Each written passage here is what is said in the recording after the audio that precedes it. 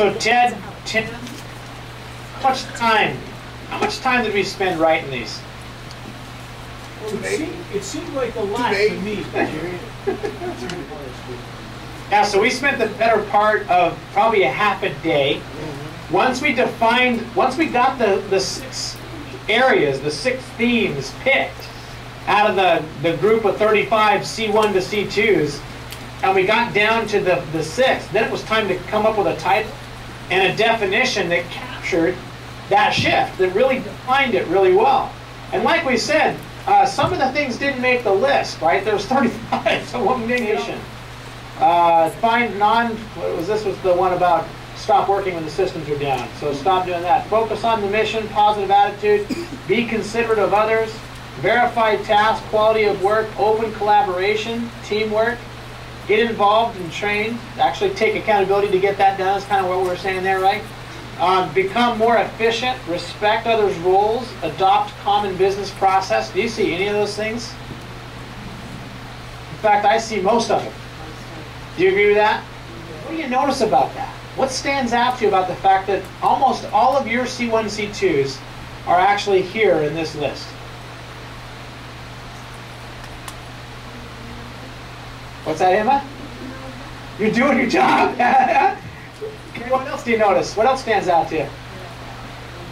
Yeah, Trish, what do you see about that? You're aligned, right? Who's aligned?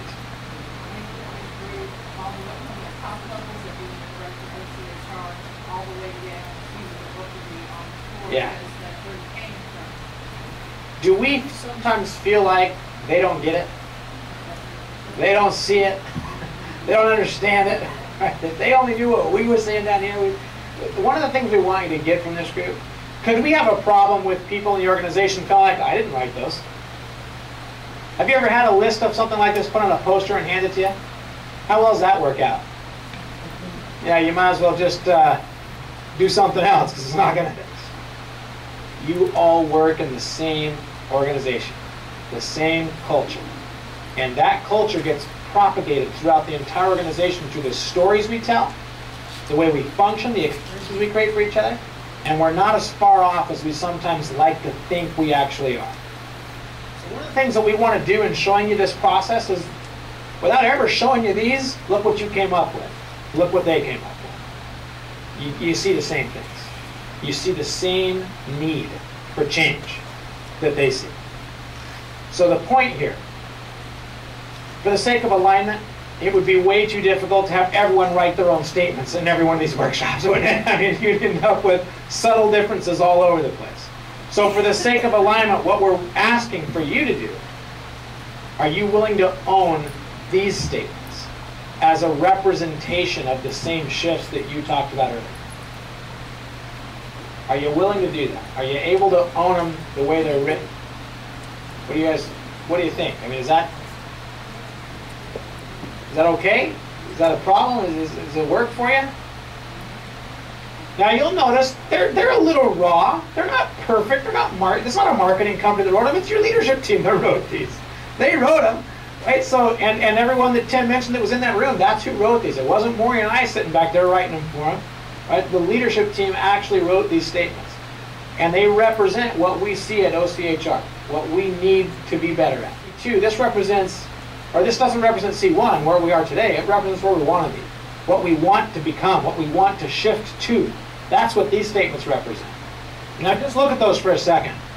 Deliver results, collaborate, speak out, be decisive, be responsive, celebrate success. If we could have what's in those statements, right?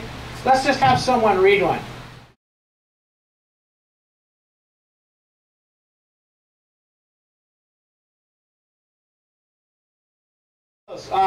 Who wants to read collaborate for us? Who's got it?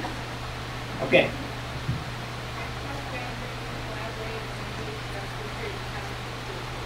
Keywords. What keywords stand out to you in that? What about cross boundaries, Tricia?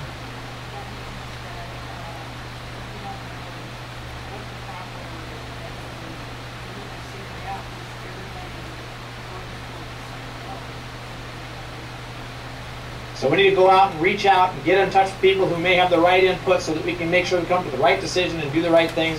And it's that interaction across those boundaries that makes that work. Right? Okay, good. Other key words in that one.